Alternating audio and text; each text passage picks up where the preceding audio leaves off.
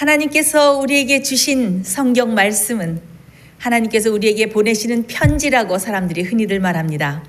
정말 성경 말씀을 연구하면 연구할수록 거기에는 정말 하나님의 여러 가지 그 마음과 뜻이 마치 편지에 담겨 있듯이 담겨 있는 것을 우리가 알 수 있는데, 때로는 간곡한 부탁으로, 때로는 간절한 호소로, 또 때로는 단호한 경고로, 그리고 때로는 사랑 어린 위로의 말씀들로 그렇게 가득 채워져 있는 것을 알 수가 있습니다. 여러분들께서 정말 하나님의 말씀으로 마음을 매일 채우시는 경험을 하면서 사실이라고 제가 믿습니다.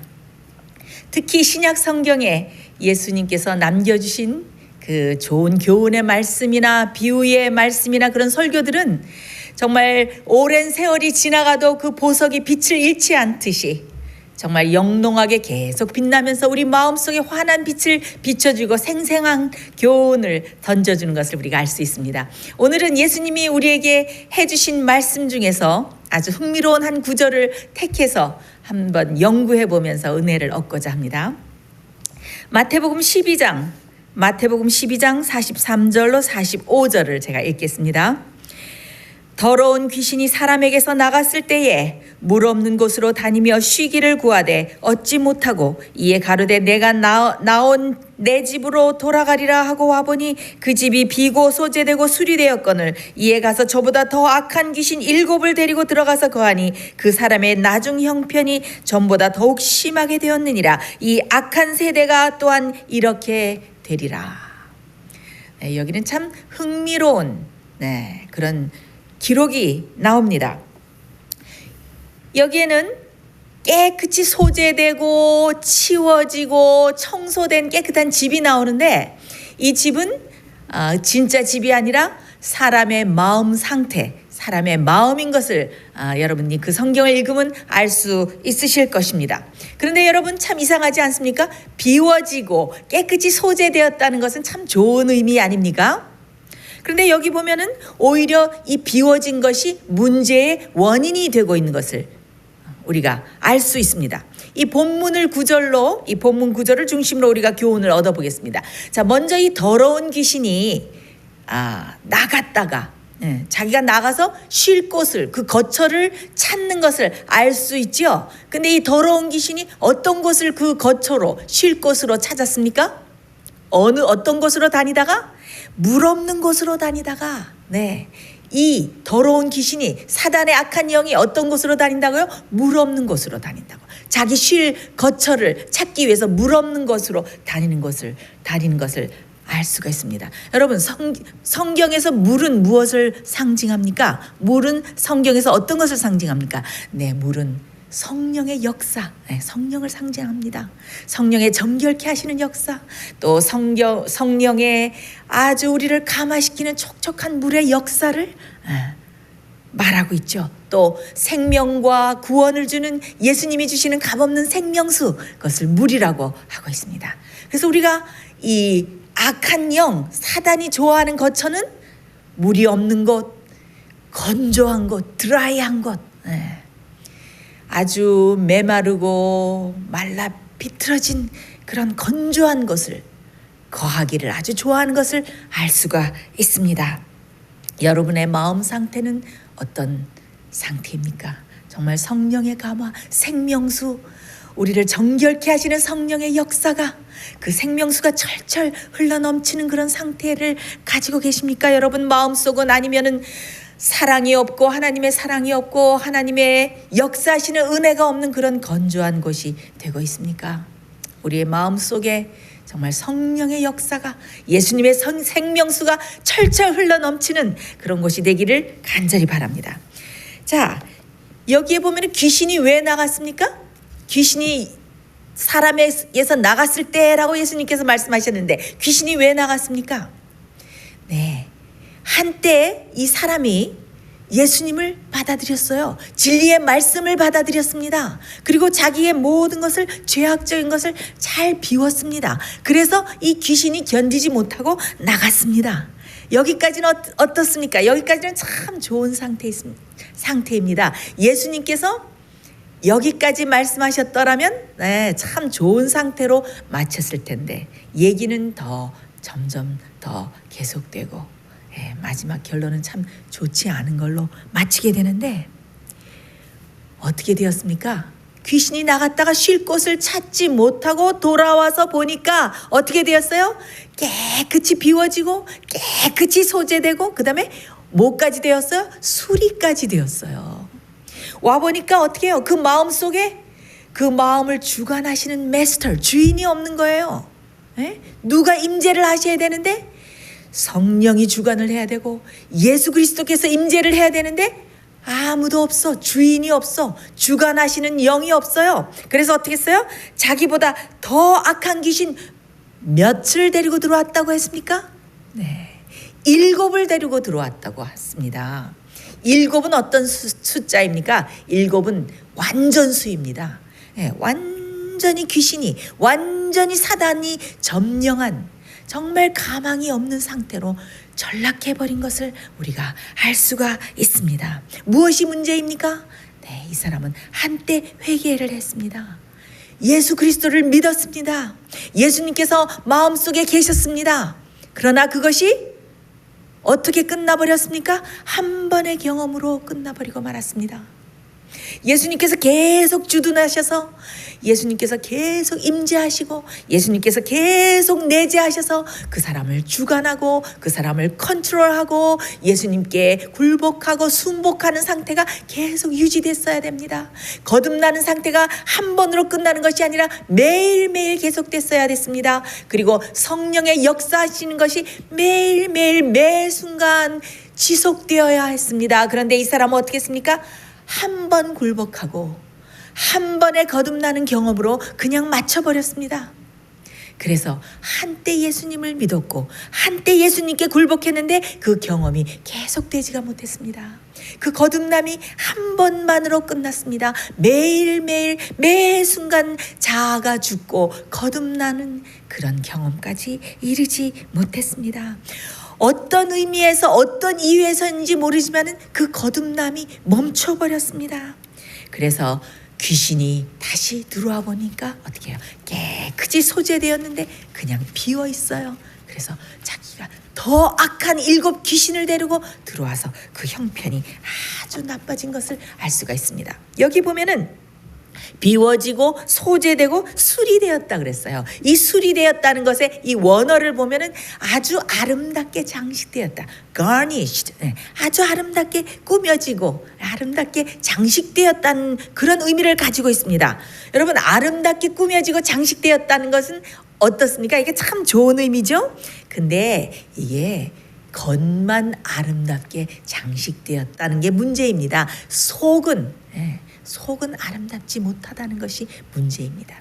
이것은 무엇을 의미하는가 하면은 아름답게 겉으로 장식되었다. 이것은 정말 참된 의가 되시는 예수 그리스도께서 내재하시지 않기 때문에 어떤 의? 자기의 의, 자기의 의로움, 마치 회칠한 무덤처럼 자기의 의가 드러나고 예수께서 계시지 않으니까 참된 의가 되시는 예수 그리스도의 그 의가 마음속에 없으니까 어떻게 돼요? 자기의 의로 어떤 것을 꾸며보려고 자기의 의로 이렇게 겉을 장식하고 잘 수리하고 이렇게 아름답게 꾸미는 것을 의미합니다. 그래서 이 귀신이 와서 보니까 그 사람을 주관하는 어떤 마스터, 주인이 없어요. 그래서 옳거니 하고 더 악한 귀신을 데리고 들어온 것을 우리가 알 수가 있습니다. 이것은 명목상의 그리스도인, 말만 믿는다고 하는 명목상에 공헌하는 그리스도인을 뜻합니다. 여러분, 귀신이 들린 상태는 어떻습니까? 예수님께서 변화산에 올라가셨다가 내려올 때 어떻게 했어요? 그 귀신 들린 아들을 데리고 어떤 아버지가 와가지고 그 쩔쩔매고 있는 나머지 제자들에게 이 귀신을 명하여 나가게 해달라고 애원을 하는데 그 제자들이 귀신을 내쫓지 못하는 것을 알 수가 있죠. 그 아버지가 예수님이 산에서 내려오는 것을 보고 아주 반가워서 주여 우리 아들에게서 귀신을 좀 내쫓아 주십시오. 귀신이 물에 들어가라고 하면 물에 들어가고, 불에 들어가라고 그러면 불에 들어가고, 물에도 구르고 풀에도 구르고 그렇습니다. 우리 아들을 좀 고쳐 주십시오. 귀신을 좀 명하여 나가라고 해 주십시오. 이렇게 간절히 간구하는 그 모습이 우리 성경에 보면 나와 있죠. 이렇게 정말 이 귀신 들린 상태는 아주 처참합니다. 그리고 예수님께서 그 폭풍우를 잔잔케 하시고 그 배를 타시고 건너서 거라사로 갔을 때 거기서 누구를 만났어요? 거라사 광인을 만났죠. 예, 거라사 광인은 어떻게 했어요? 무덤 사이에 거하면서 귀신이 하라는 대로, 귀신에게 온전히 점령이 돼서 귀신이 하라는 대로 어떻게 이를 갈고 피를 흘리고 자기를 자해하고 사람들을 해치고, 이렇게 귀신이 하라 그러면은 완전히 귀신의 명령대로 불에도 들어가고 물에도 들어가고 아주 그 귀신이 하라는 대로 완전히 사로잡혀서 그 귀신이 명령하는 대로 행동하고 말하는 이 처참한 상태를 귀신 들린 상태라고 우리가 알고 있죠. 성경에 귀신 들린 사람들이 아주 많이 나오고 있죠. 근데 우리가 이 귀신 들린 상태를 저 귀신 들린 상태 이렇게 말하고 그렇게 비판할 일이 아닙니다. 우리 마음속에 우리를 주관하시는 예수 그리스도께서 떠나 계실 때 예수 그리스도의 임재와 내재하시는 예수 그리스도의 그 우리를 컨트롤하시는 능력이 없고, 우리가 그저 우리의 혈기대로 우리의 마음대로 그렇게 행동하고 말할 때에 우리는 귀신이 들린 사람하고 똑같은 것을 알 수가 있어요. 우리의 마음대로, 우리의 육신대로, 우리의 혈기대로 어떻게, 여러분 정말 이성을 잃고 화낸 사람 보셨습니까? 막 화내는 사람들, 그런 사람들은 완전히 귀신에게 사로잡힌 것과 똑같지 않습니까? 자기를 어떻게 컨트롤하지 못하지 않습니까? 그저 나온 대로 분을 내고 신경질이 나는 대로, 짜증이 나는 대로 말하고, 분을 내서 그 분을 사귀지 못하고, 이런 모든 것들이 어떻게 보면 어떻게 돼요? 귀신이 점령해서 그 사람을 컨트롤하는 것과 마찬가지라고 우리가 여길 수가 있습니다. 그 순간은 완전히 사단의 지배를 받는 것이라고 우리가 할 수 있죠. 참, 이런 상태가 왜 생깁니까? 이런 상태는 예수님을 한번 받아들이고 회개하고 마음을 비우는 경험을 했는데, 그 마음을 비우고 회개하는 경험이, 거듭나는 경험이, 그리고 예수님께 계속 굴복하는 그 아름다운 경험이 완전히 스탑되었을 때, 예수님께 순복하고 내 자아를 바치고 성령의 역사에 나를 굴복하고 이렇게 하는 아름다운 신앙의 경험이 한 번으로 멈췄을 때 일어나는 것입니다. 이것은 참 심각한 상태입니다. 이렇게 우리가 주님께 우리의 마음을 바치는 일을 그만두어 버릴 때 우리의 마음을 다시 어떻게 해요? 사단이 점령하게 되고 사단에게 온전히 사로잡히는 그런 나중에 형편이 더 악한 형편이 되는 그런 처참한 형편에 들어가는 것입니다. 제가 강병국 목사님, 저희 오빠 되신 강병국 목사님과 이 생애빛 선교 기간을 오랫동안 이 30여 년 동안 이렇게 함께 도우면서 보았을 때 참 이런 경험을 많이 보았습니다. 정말 이 진리의 말씀을 받고 기뻐서 그 말씀을 받아들이고 회개하고 거듭나고 정말 그랬던 사람들이 나중에 이 굴복하는 경험이 계속되지 못했을 때 정말 사단에게 사로잡히면서 정말 악한 사람으로 변하면서 정말 이 선교 기간에 하나님의 사업에 정말 너무나도 무서운 결과를 초래하고 너무나도 악한 그런 일들을 하는, 그렇게 사람이 변하는 것을 보면서 정말 하나님께 계속 굴복하면서 주님께 굴복하면서 거듭나는 경험을 지속하면서 나가는 경험을 하지 못할 때 나중에 정말 진리를 처음에는 받아들였지만은 그 진리의 말씀으로 자기를 계속 깎고 굴복하는 경험을 하지 못했을 때 얼마나 정말 사단이 점령하는 처참한 그런 형편으로 변하는지 제가 두 눈으로 똑똑히 목격을 했습니다. 참 두려운 경험입니다. 아주 심각한 경험입니다. 그래서 이 신앙이란 것은, 이 구원이란 것은 한 번의 경험으로 끝나는 것이 아니에요. 한 번 예수님을 믿는 것, 것으로 한때 예수님께 마음을 바치는 것만으로는 넉넉하지 않은 것을 우리가 알 수 있습니다. 그래서 신앙은 무엇을 버리고 어떻게 비우는가가 관건이 아니고 신앙은 무엇으로 마음을 채우는가, 어떤 것으로 마음을 가득 채우고 어떤 것에 의해서 우리의 마음이 컨트롤되는가, 이것이 관건인 것 같습니다. 그래서 예수 그리스도께서 뭐라 그랬어요? 내가 너희 안에 거하고 너희가 내 안에 거하라. 나는 포도나무요 너희는 가지니.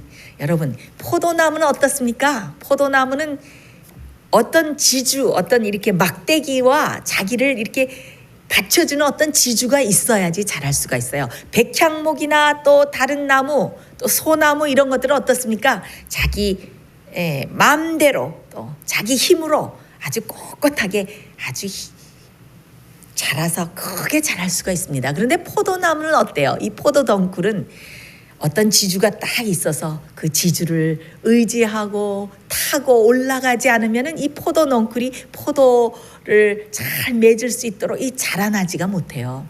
그래서 예수님께서 많은 나무들이 있었지만은 우리가 예수 그리스도를 매일 의지하고 주님께 굴복하고 이렇게 지주 되신 예수님을 의지하고 자라나야 되는 그 경험을 가르쳐 주시기 위해서 우리를 어떻게 했어요? 예수님과 우리의 관계를 포도나무 넝쿨, 포도나무라고 우리를 이렇게 비유를 해주셨습니다. 그래서 우리가 어떻게 돼요? 예수님께 매일 우리가 그 안에 거하고 포도넝쿨이 그 지주를 의지해서 계속 자라듯이 우리가 예수 그리스도를 의지하면서 우리가 영적으로 계속 자라야 우리가 완전한 나무로 자랄 수가 있는 것입니다. 자, 베드로가 예수님의 그 하신 말씀을 잘 기억했다가 베드로후서 2장 20절에 이렇게 예수님께서 하신 말씀을 똑같이 이렇게 기록을 해놨습니다. 만일 저희가, 베드로후서 2장 20절입니다. 만일 저희가 우리 주 되신 구주 예수 그리스도를 알므로 세상의 더러움을 피한 후에 다시 그 중에 얽매이게 되면 그 나중 형편이 처음보다 더 심하리니 의의 도를 안 후에 받은 거룩한 명령을 저버리는 것보다 알지 못하는 것이 도리어 저희에게 나으니라. 이 똑같은 말씀을 사도 바울은 이렇게 진단을 하고 있습니다. 히브리서 6장 4절로 6절입니다.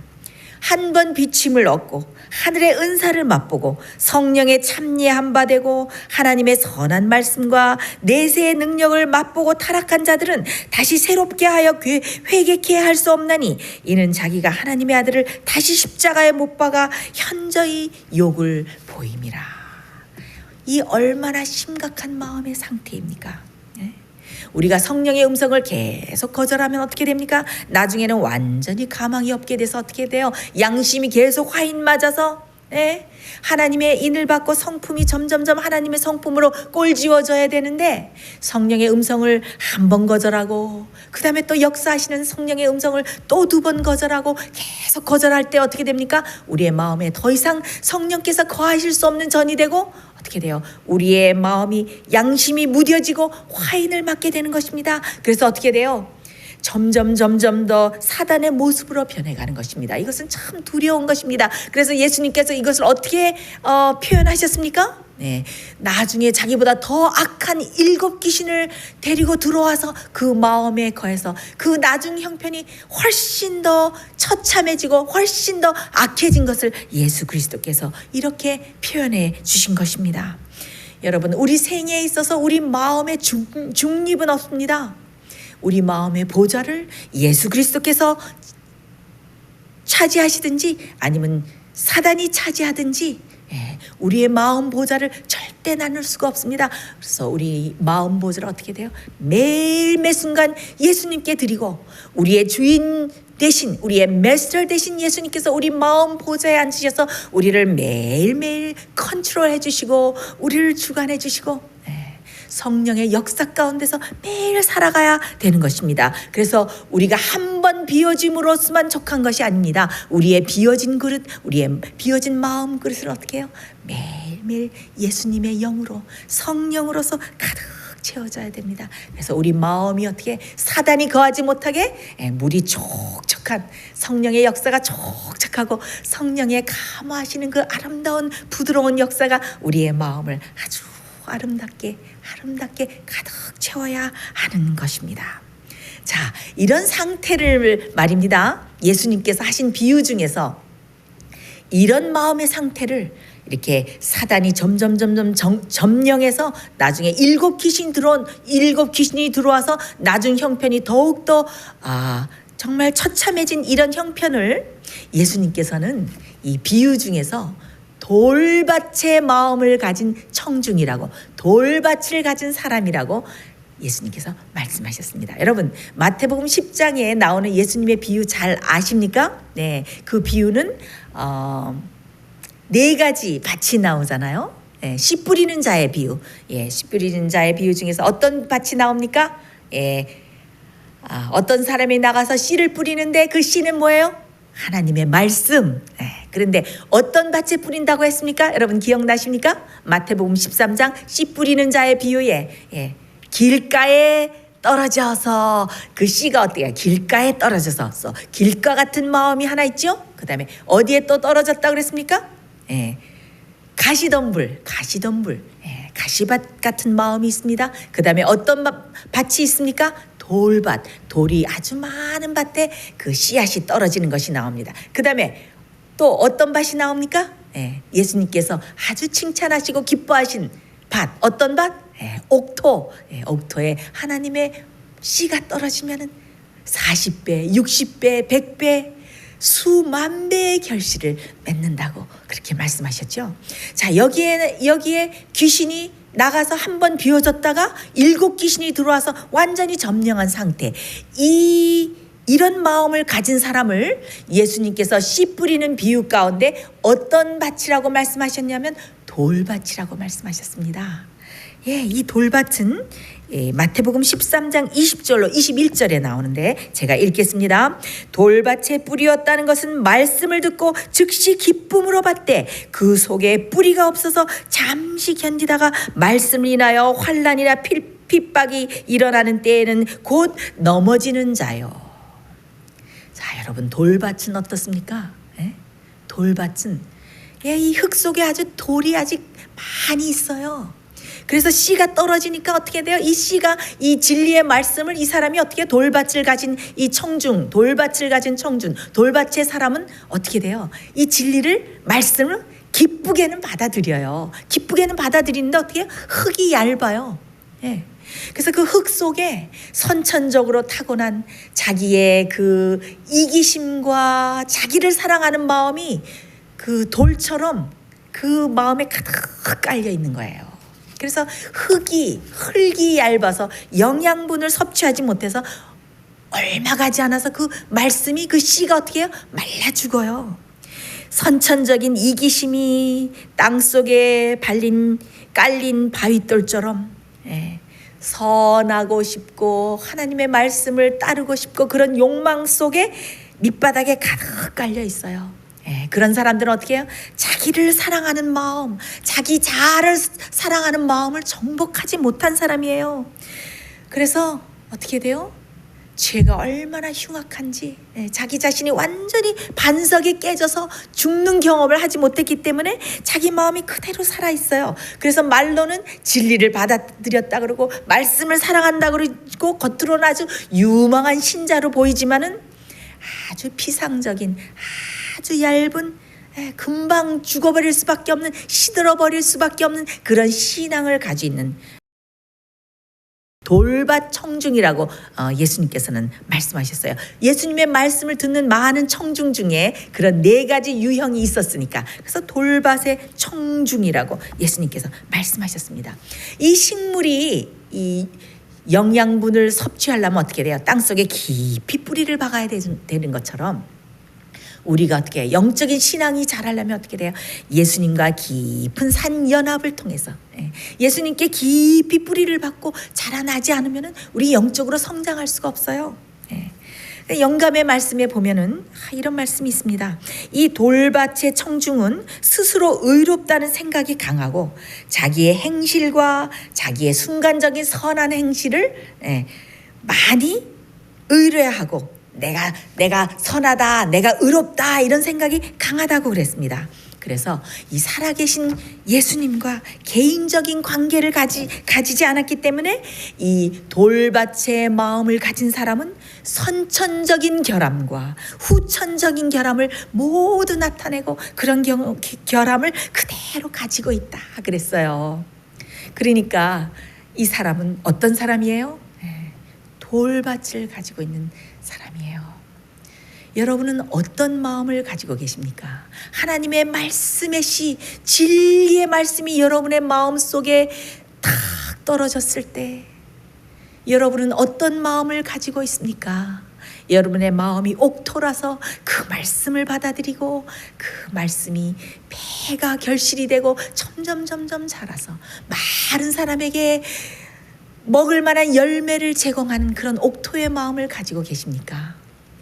아니면은 정말 이기적인 욕망과 자아를 사랑하는 마음을 정복하지 못해서 그런 마음이 돌처럼 가득 들어있는 그런 돌밭의 청중에 그런 마음을 가지고 있습니까? 여러분 어떻게 하셔야 됩니까? 우리는 어떻게 해야 됩니까? 이렇게 다시 위험한 상태로 돌아가지 않기 위해서는 어떻게 돼요? 우리의 마음을 온전히 비우고 우리 마음속에 있는 모든 우상이 있는가 매일 아침 살펴야 됩니다. 매 순간 살펴야 됩니다. 정말 예수님보다 더 사랑하는 어떤 우상들이 자아가 불쑥불쑥 튀어올라서 불쑥불쑥 나타나서 우리를 진리의 말씀을 또 성령의 역사를 질식시키지 않도록 우리가 조심해야 되는 것입니다. 그래서 모든 우상을 제해버리고 이렇게 제해버리고 비우는 것으로 넉넉합니까? 아닙니다. 이 비우는 일은 매일매일 계속되어야 되고 그 다음에 더 중요한 것은 어떻게 돼요?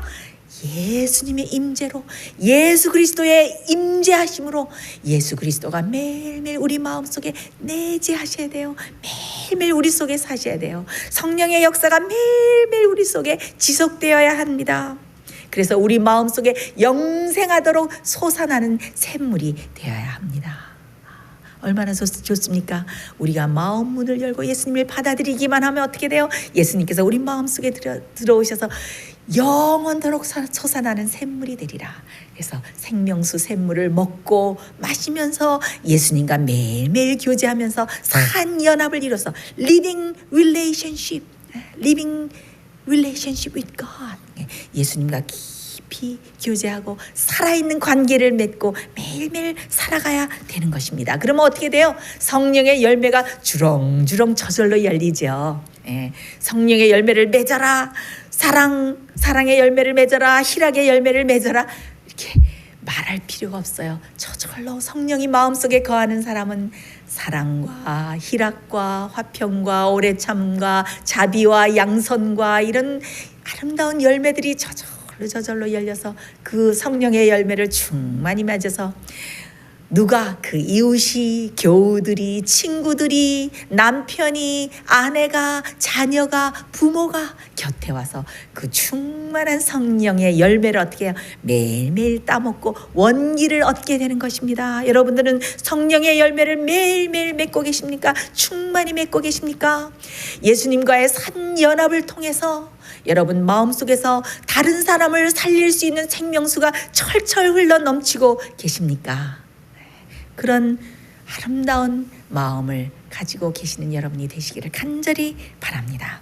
자, 그런데 이 돌밭을 가진 사람의 마음, 이 마음 상태는 또 예수님의 비유에 나오는 어떤 사람과 똑같다고 영감의 말씀을 연구해 보면 나옵니다.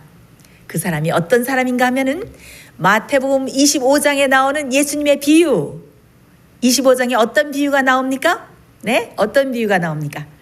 열처녀의 비유가 나오죠. 네, 예수님께서 말씀하신 열처녀의 비유 중에 5은 슬기로웠고 어떻게 해요? 5은 미련했는데 이 돌밭을 가진 사람은 바로 미련한 처녀와 똑같다 이런 말씀이 영감의 글을 연구해 보면 나옵니다. 자, 예수님께서 산에 올라가서 이렇게 제자들과 함께 내려다 보실 때에 아주 불을 환하게 켜면서 어두워지는, 이렇게 저녁 해가 다 져서 뉘어져서 어두워지는데 환한 불을 켜면서 지나가는 혼례 행렬이 보였어요. 그래서 예수님께서 그 혼례 행렬을 보면서 열처녀의 비유를 말씀하신 것입니다. 근데 유대 그 결혼 풍습을 보면은 참 흥미로워요. 이 유대의 결혼 풍습을 보면은 이 정혼이란 것이 있습니다. 이 정혼은 이 결혼 전에 하는 건데 결혼과 거의 같은 건데, 이 신랑이 먼저 자기가 결혼하기 원하는 그 신부의 집으로 가서 신부 어머니 아버지 앞에서 그 신부를 달라고 정혼을 먼저 합니다. 그 다음에 이 신랑이 어떻게 해요? 자기 아버지 집에 돌아가서 신부가 살 집을 아주 잘 그 처소를 잘 짓는다 그래요. 그 다음에 그 정혼한 신부를 데리러 와서 그 신부를 데리고 자기 집에 가서 혼인 예식을 치르는 것입니다. 그런데 참 흥미로운 사실은 이 신랑의 아버지가 언제 신부를 데리러 간다라고 미리 공포하지 않는다 그래요. 그것은 왜 그런가 하면은 진짜 신부가 정절을 지키면서 신랑을 기다리고 있는지 시험하기 위해서, 그러다가 불시에 나타나서 그 신부를 데리러 간다는 그런 아주 흥미로운 유대 풍습이 있습니다. 그래서 이 예수님께서 말씀하신 이 열처녀의 비유는 이것과 똑같은 것입니다. 그래서 이제 신랑이 신부를 데리러 오는 그 혼례 예식을 치르러 오는 것입니다. 그때 이 흰 옷을 입은 열처녀가 기다리고 있죠.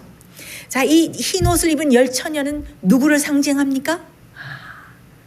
이 세상 역사가 맞춰지는 이 종말에 예수 그리스도의 재림을 기다린다고 하는 성도들, 교회들, 그들의 경험, 그 그리스도인들을 표상하고 있습니다. 근데 어떻게 돼요? 이들이 신랑이 오기 전에 이 신랑이 오는 길을 환하게 밝히기 위해서 등잔을 가지고 있어야 돼요. 근데 그들은 뭐 어떻게 했어요? 다 등잔을 가지고 있었고, 또 어떻게 해요? 등잔에 무엇을 채우고 있었어요? 기름을 채우고 있었어요. 기름을 가득 채우고 있었어야 돼요. 그런데 어떻게 됐습니까? 신랑이 더디움으로 1시간, 2시간 점점점 지체되니까 이 처녀들이 어떻게 됐어요? 꾸벅꾸벅 졸고 자게 되었습니다. 근데 갑자기 어떻게 했어요? 보라, 신랑이로다, 맞으러 나오라 하는 소리가 들리니까 이 잠자던 또 졸던 처녀들이 깜짝 놀라서 봤어요. 그런데 이 슬기로운 처녀들은 어떻게 했어요?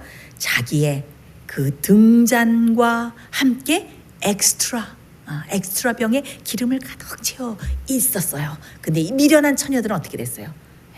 자기 등잔에 보니까 기름이 점점 다 없어져서 불이 깜빡 하다가 혹 꺼져버리는 거였어요. 이 미련한 처녀들은 어떻게 해요? 당황해서 우리에게 좀 기름 좀 꿔달라고 막 이렇게 슬기로운 처녀의 지혜로운 처녀에게 기름을 꿔달라고, 나 기름 좀 꿔줄래? 내 등불이 꺼져가. 그럴 때 어떻게 됐어요? 나는 너를 이것을 꿔줄 수가 없다. 그래서 어떻게 됐어요? 이 미련한 처녀들이 기름을 사러 나갔어요. 이 기름을 사러 나간 너가 어떻게 됐어요? 이 혼례의 행렬은 지나가고 미련한 처녀들이 들어와 보니까 혼례를 치르는 이게 그 잔치가 열리는 혼인 잔치에 어떻게 문이 닫혔어요. 자, 이것은 무엇을 표상합니까? 무엇을 표상합니까? 이들이 많은 그리스도인들은 무엇을 가지고 있어요? 등잔을 가지고 있어요. 등잔은 무엇입니까? 등은 무엇입니까? 주의 말씀은 내 발의 등이요 내 길의 빛이니이다. 주의 말씀은 뭐예요? 주의 등은 뭐예요? 주의 말씀이죠. 그 다음에 기름은 무엇입니까? 기름은 성령입니다. 여러분들 스가랴 4장에 보면은 거기에 이렇게 두 감람나무가 있고 순금으로 된 촛대가 나와요. 거기에 보면은 그 7 주발이 있는데 금 주발이 계속 감람나무로부터 금기름을 매일매일 이렇게 계속 공급받는 것을 여러분들 그 스가랴가 본 이상 중에 나오는 것을 알 수 있습니다. 거기에 나오는 두 감람나무가 무엇입니까? 신약과 구약, 성령으로 아주 감동된 그 말씀이죠. 그러니까 그 하나님의 말씀으로부터 성령의 감동으로부터 어떻게 돼요? 그 금기름, 성령의 금기름을 매일매일 마음에 채워야 우리 마음에 빛이 나는 것입니다. 금기름을 채워야 되는 것이에요. 그러니까 이 열처녀는 어떻게 써야 돼요? 매일매일 성령의 역사로 마음에 그 금기름을 채웠어야 됩니다. 그런데 이 미련한 처녀는 어떻게 됐습니까? 이 미련한 처녀는 매일매일 성령으로 금기름으로 자기 마음을 채우는 그런 그 경험에 어떻게 게을리했어요. 근데 여러분 참 이상한 것은 이 미련한 처녀들은 여러분들이 그 예수님의 비유를 잘 주석한 실물교훈이라는 그런 영감의 글에 보면은 이 미련한 처녀들은 외식하는 자들이 아니라 그랬어요. 이 미련한 처녀들은 진리를 사랑했다 그랬습니다. 진리를 사랑하고 진리를 옹호하고 진리를 사랑하는 사람들과 어울리기를 좋아했다고 그랬습니다. 이 사람들은 외식하는 그런 사람들이 아니었다 그랬습니다. 그런데 무엇이 문제였습니까?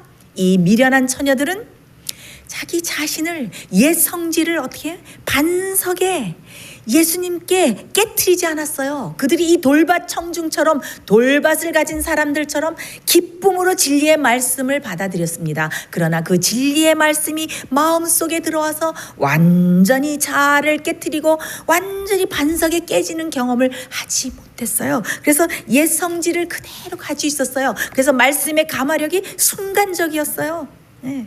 성령의 역사가 마음속에 계속될 때 어떻게 됩니까? 새로운 역사가 들어와서 우리 마음속에 새로운 품성이 심어지고 어떻게 돼요? 옛 성질은 다 죽고 우리의 옛 자아가 다 깨어져 버리고 우리의 나쁜 성품이 다 사라지고 아름다운 성품, 고상한 성품, 부드러운 성품, 자비로운 품성, 자비로운 말, 다른 사람을 사랑하고 용서하는 그런 마음들이 성령을 통해서 이렇게 심어지게 되는데 이 미련한 처녀들은 아주 비상적인 믿음을 가졌어요. 말뿐만의 그리스도인이었습니다. 그래서 예수님을 매일 쳐다보면서 사는 경험도 없었고 예수님과 산결합을 가지지도 못했고 예수님의 말씀을 계속 연구하면서 금기름을 그 마음속에 채우는 경험도 하지 못했고 예수님과 깊이 매일매일 교제하는 경험도 아주 지속적으로 하지 못했습니다. 여러분, 품성은 어느 때에 나타납니까? 품성은 위기 때에 나타난다고 그랬습니다.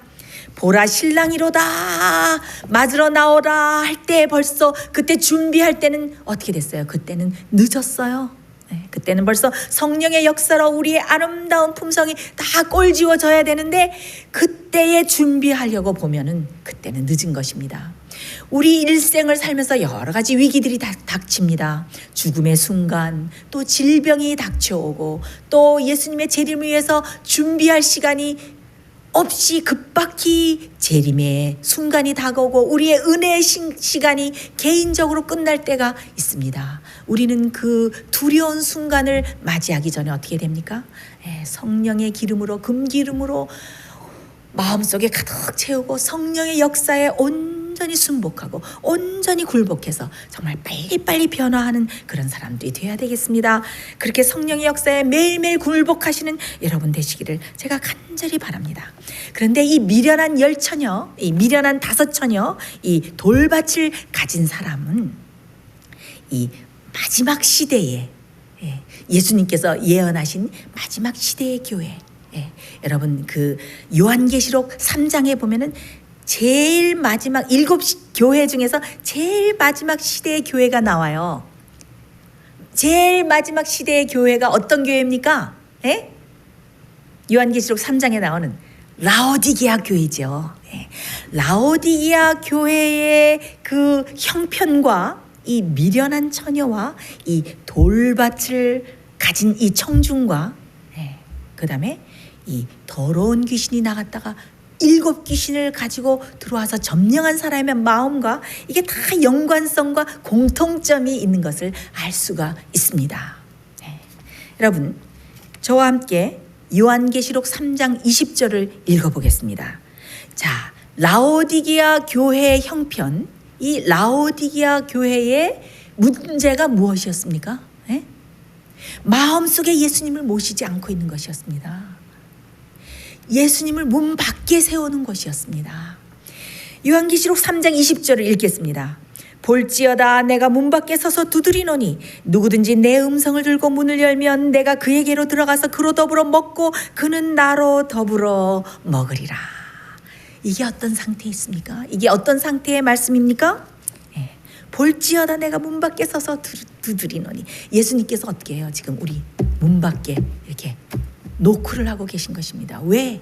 이 라오디게아 교회는, 이 라오디게아 교회의 형편에 처해 있는 그리스도인들은 어떻게 해야 돼요? 마음 문을 열고 예수님을 모셔드리지 않았습니다. 예수님의 임재를 가지고 있지 않습니다. 예수님이 내재하시는 경험을 가지고 있지가 않습니다. 그래서 어떻게 해요?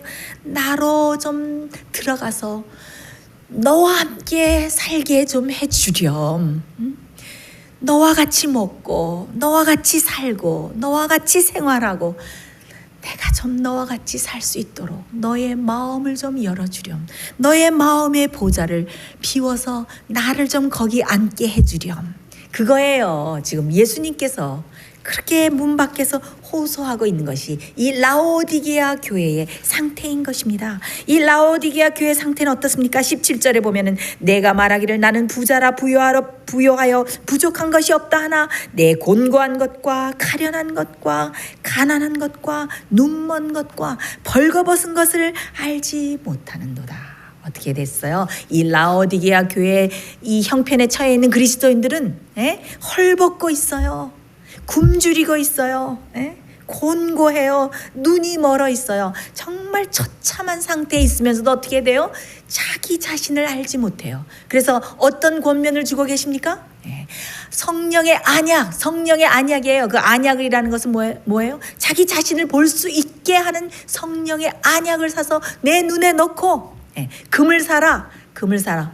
금이 뭐예요? 사랑으로 역사하는 믿음, 예수님을 의지하는 믿음, 산 믿음, 믿음을 가지라. 그 다음에 흰 옷을 사서 입으라. 네 벌거벗은 그 몸을 보이지 않게 하라. 흰 옷이 뭐예요? 우리에게는 아무 의가 없어요. 예수님의 의, 예수님, 우리 속에 내재하시는 예수님이 우리의 의가 되시고 흰 세마포 옷이 되는 것입니다. 여러분, 아이들이 아주 좋아하는 그 동화 중에, 그 안데르센의 동화 중에 여러분 그 벌거벗은 임금님이라는 그런 얘기 잘 아십니까? 어떤 임금님이 있었는데 아주 새 옷을 좋아하고 호화로운 옷을 좋아했어요. 그래서 매일매일 새 옷을 만들어서 나를 입혀라, 새 옷을 만드는 재봉사를 불러라, 더 좋은 옷을 만들어라, 이렇게 해서 매일매일 새 옷을 해 입는 것이 이 임금님의 취미였는데 옷을 해 입다 정말 더 이상 입을 옷이 없을 정도로 그런 새 옷을 아주 많이 해 입었어요. 자, 어느 날 아주 거짓말장이 재봉사 둘이 찾아왔어요. 그래서 임금님에게 얘기했어요. 아, 임금님, 우리가 아주 훌륭한 천을 가지고 있습니다. 그래? 저희가 아주 이 세상에서 하나밖에 없는 훌륭한 천으로 임금님 옷을 만들어 드리겠습니다. 그런데 이 천은 아주 신기한 천입니다. 아주 나쁜 마음을 가지고 있는 사람은 이 천이 눈에 보이지 않습니다. 그리고 어리석은 사람은 보이지가 않습니다. 착한 마음을 가지고 아주 지혜로운 사람만 이 천을 볼 수가 있습니다. 그래? 그래서 이제 이 재봉사들이 열심히 옷을 만드는데 이제 임금님이 얘기했어요. 신하들에게, 자, 옷이 잘 만들어지고 있는지 재봉사들한테 가봐라. 그래서 이제 신하들이 재봉사들한테 가봤어요. 이 신하들의 눈에 그 옷이 보였을까요? 거짓말쟁이였는데 그 재봉사들이 아무 천도 없는데 이렇게 옷을 짜는 척을 한 것을 여러분 아시죠? 근데 이 신하들은 자기가 나쁘다는 거, 자기가 어리석다는 게 밝혀질까 봐 어떻게 했어요? 보이는 척을 한 거예요. 그래서 임금님, 지금 옷이 아직 거의 다 되어가고 있습니다. 자, 그래서 드디어 이 재봉사들이 임금님 옷이 다 완성이 되었습니다. 그래서 이제 그래, 옷을 가져오너라. 재봉사 둘이 옷을 가지고 오는데 임금님 눈에 옷이 보입니까? 아무 천도 안 보이죠. 근데 임금님은 어떻게 해요? 자기가 마음이 나쁜 사람이고 자기가 어리석은 사람이란 게 드러날까는 것이 무서워서 참 아름다운 천이군, 정말 빛나고 찬란하네, 이렇게 말을 했어요. 그래서 그 재봉사들은 아무것도 없는 것을 그냥 임금님에게 입히고 어떻게 했어요? 신하들은 그 보이지 않는 천을 이렇게 옷을 들고 임금님은 어떻게 해요? 새 옷을 입고 거리를 행진하게 되었습니다. 이 소식을 들은 많은 사람들은 자기의 어리석음이 탄로날까 봐 다 임금님의 옷이 참 아름답네. 그런데 거기에 정말 거짓말을 할 줄 모르는 어린아이가 어떻게 했어요? 갑자기 손을 들더니 임금님은 벌거숭이다. 임금님은 아무 옷도 안 입었다. 하고 소리를 질렀어요. 여러분, 이것은 참 우스운 얘기지만 이 동화 속에 참 많은 의미가 들어있지 않습니까? 임금님은 아무 옷도 입지 않았습니다. 벌거벗었어요. 이 라오디게아 교회 형편에 처해 있는 사람들은 아무 옷을 입지 않았어요. 벌거벗었어요. 그런데 뭐라고 말을 합니까? 나는 아름다운 옷을 입었다. 나는 의롭다. 나는 아름다운 의를 가지고 있다라고 자부하는 사람들이었습니다. 그들은 벌거벗은 사람들입니다. 그들은 마음속에 예수님의 임재를 가지고 있지 않았습니다. 내재하시는 성령의 역사가 없었습니다. 그들은 헐벗었습니다. 굶주렸습니다. 공고했습니다. 눈이 멀었습니다. 그들의 마음속은 텅 비었습니다. 그들을 주관하고 매설되고 주인이 되시는 예수님께서 계시지 않았기 때문에 누가 들어왔어요? 사단이 들어와서 점령한 아주 처참한 상태입니다. 그럼에도 불구하고 그들은 어떻게 얘기하고 있습니까? 나는 참 훌륭한 그리스도인이야 라고 말을 하고 있는 것입니다. 여러분은 예수 그리스도와 산 관계를 가지고 계십니까? 여러분의 빈 마음은 예수 그리스도의 임재로 가득 채우고 계십니까? 자, 이 비운 것을 채우는 것에 대한 예수님의 그 실제적인 교훈 하나를 잠깐 더 나누고 제가 이 설교 말씀을 마치고자 합니다. 여러분들 요한복음 2장에 보면은 제일 처음에 거기 가나의 혼인잔치가 나옵니다. 예수님께서 제자들과 함께 거기 갔고 예수님의 어머니 마리아도 있었죠. 자, 이제 이 혼인 예식이 계속되고 있는데 뭐가 떨어졌어요? 포도즙이 떨어졌어요. 자, 그러니까 마리아가 예수님에게 와서 어떡하냐 예수여, 여기 포도즙이 떨어졌다고 이렇게 말을 했어요. 그럴 때 어떻게 했습니까? 예수님이 어떻게 했어요? 자, 거기에 그 요한복음 2장 6절로 7절 예수님께서 어떻게 하셨냐면 거기 유대인의 결례를 따라 2-3통 드는 돌 항아리 6이 놓였는지라 예수께서 저희에게 이르시되 항아리에 물을 채우라 하신즉 아구까지 채우니. 자, 여기에 항아리가 몇 개가 있었어요? 6개가 있었습니다. 이것은 그 결례를 행하는 물이 들어 있었어요. 유대인들은 항상 그 정결 의식을 행했기 때문에 그 항아리에다가 물을 채워줬어요. 그래서 그 물로 손도 씻고 그 먼지 묻은 발도 씻고 또 음식물을 찌꺼기가 있는 그릇도 씻고 여러 용도로 쓰였습니다. 자, 포도주가 떨어지니까 예수님께서 어떻게 했어요? 그 항아리 6개에 물을 채우라 그랬어요. 거기에 물이 없었을까요? 여러분, 물이 없었을까요? 많은 나그네들이 와서 혼인 예식에 또 많은 손님들이 참여했기 때문에 분명히 그곳에는 물이 있었을 것입니다. 그러나 그것은 예수님이 채우라고 하신 것이 아니었습니다. 그것은 더러워진 어떤 것이었습니다. 그래서 먼저 어떤 일이 있어야 됐습니까? 항아리를 다 비웠어야 됐습니다. 이 항아리가 6개라는 것은 무엇을 의미합니까? 6은 인간을 의미하는 불완전한 숫자죠. 그래서 우리 인간의 마음속에 다 먼저 비우고 그 다음에 어떻게 했어요? 물을 가득 채웠어요. 그 다음에 어떻게 했어요? 예수님께서 떠다가 연회장에 갖다 주라. 그러니까 그것이 무엇으로 변했어요?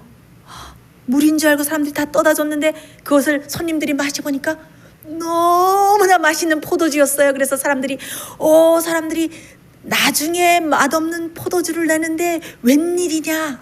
사람들이 이렇게 참 놀라면서 그 맛있는 포도주를 마시는 그 그것을 여러분들 아시죠? 자, 이렇게 정말 완전히 마음을 비우고 새로운 것으로 채웠을 때, 무엇으로 채웠을 때? 성령의 물로, 성령의 역사로 가득 채웠을 때 어떤 기적이 일어났습니까? 사람들을 살리는, 원기를 회복시키는 아주 맛있는 포도주로 변해 버렸습니다. 여러분 기적을 원하십니까? 새로운 품성을 원하십니까? 새로운 생애를 원하십니까? 여러분 마음을 완전히 비우셔야 됩니다. 비우는 것만이 능사가 아닙니다. 우리가 마음을 비우고 그것을 예수님으로 채우지 못했을 때 무엇이 들어옵니까? 더 악한 귀신, 몇 귀신이 들어옵니까? 7 귀신이 들어옵니다. 그래서 완전히 사단이 점령한 처참한 상태가 됩니다. 여러분의 마음을 예수 그리스도로 가득 채우십시오. 성령으로 가득 채우십시오. 여러분 예수님을 생각만 해도 좋지 않습니까? 구주를 생각만 해도 내 마음이 좋거든. 우리 마음이 얼마나 기쁩니까? 예수님을 생각만 해도 그렇게 기쁜데 예수님으로 우리 마음을 가득 채우고 성령으로 가득 채우고 예수님과 함께 살아가는 행복이 얼마나 기쁩니까? 머지않아서 예수님의 재림이 가까우고 우리의 은혜의 시기가 끝날 때에 우리가 정말 예수님의 성령으로 금기름으로 가득 찬 사람, 그래서 성령의 역사로 말미암아서 아름다운 성품을 지닌 사람, 그래서 하나님의 인을 머리에 받은 사람으로 예수님께 발견되는 그런 아름다운 그리스도인이 되시기를 제가 간절히 바랍니다. 우리 다 같이 기도하겠습니다. 하늘에 계신 하나님 아버지, 이 시간에 주님의 말씀을 통해서 우리가 좋은 교훈을 얻도록 성령께서 역사해 주셨으니 감사합니다. 주여, 우리가 주님 앞에 우리의 모든 마음을 다 비웁니다. 주여, 비워진 우리 마음 속에 당신의 영으로 가득 채워주시옵소서. 성령으로 가득 채워주시옵소서. 성령의 금기름으로 가득 채워주시옵소서. 주여, 예수님 당신을 이 시간에 초청합니다. 우리 마음속에 들어오셔서 영원히 임재하여 주시고 떠나지 말아 주시옵소서. 이제 앞으로 주님과 산 연합을 이루고 계속적으로 주님의 컨트롤과 주관을 받으면서 산 관계 속에서 살아가는 모든 성도들이 될 수 있도록 이 시간에 축복하여 주시옵기를 예수 그리스도의 이름으로 간절히 기도드리옵나이다. 아멘.